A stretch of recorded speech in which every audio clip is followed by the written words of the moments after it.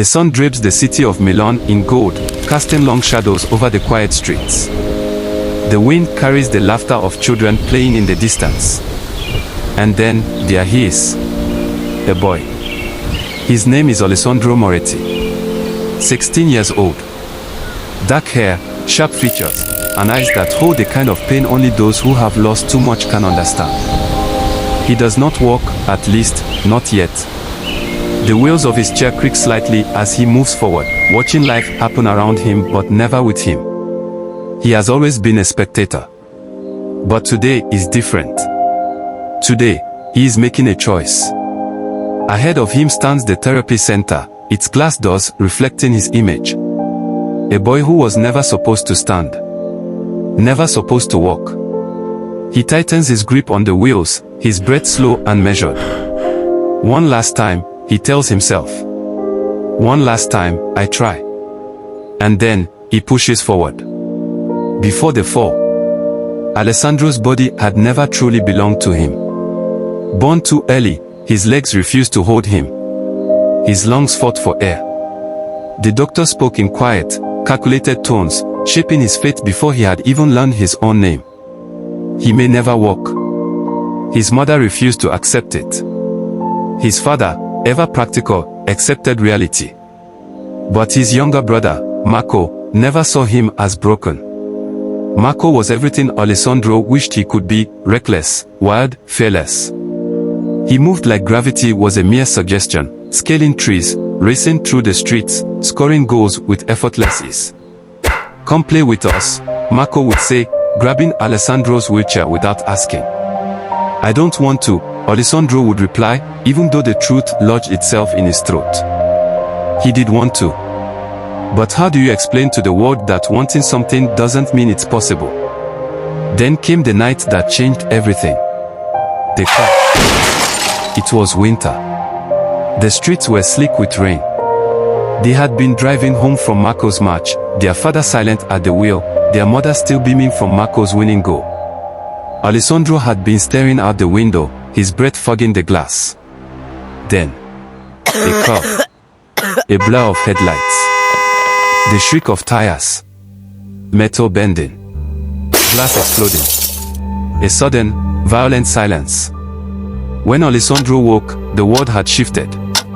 His mother survived. He survived. Marco did not. A house of ghosts. Grief settled over their home like dust. His mother prayed harder, whispering to saints who never answered. His father, a man who had always spoken in facts, now barely spoke at all. And Alessandro. He stopped existing. Days passed in a haze. He refused therapy. Refused conversation. Refused the world. What was the point? Marco had been full of life, meant for something greater. It should have been me. The thought took root inside him, deep and unshakable. Then, one evening, he found Marco's old football jersey buried at the back of the closet. He sat there for hours, fingers pressing into the fabric, as if trying to bring back the warmth of his brother's skin. Come play with us, Marco's voice echoed in his mind. Alessandro's throat tightened. He would never play. But maybe, just maybe, he could learn to stand. The second birth. The next morning, he rode into the therapy center. I want to walk. His father hesitated. His mother held her breath. The doctors listed the risks, the pain, the odds stacked against him. None of it mattered. Pain. Pain was waking up to an empty room. Pain was hearing his mother cry behind closed doors. Pain was knowing Marco's life had ended while his continued. Pain would not stop him. So he fought. The first attempt was humiliating. His legs buckled. He crashed to the floor, muscles screaming, skin burning from the impact.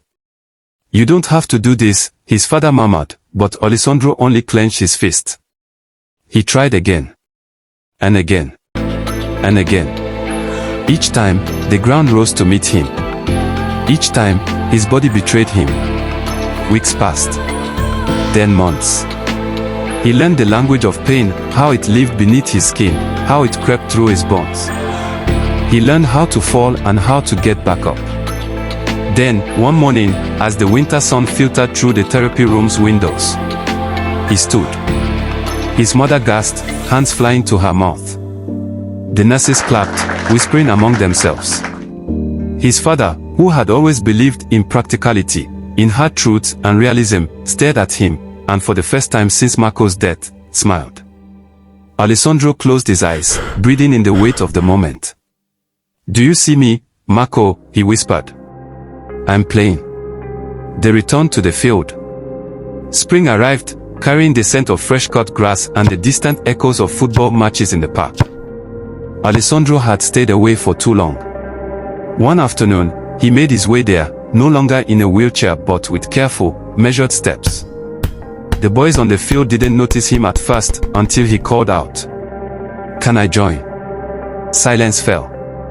Then recognition. Then shock. Marco's old teammates exchanged glances.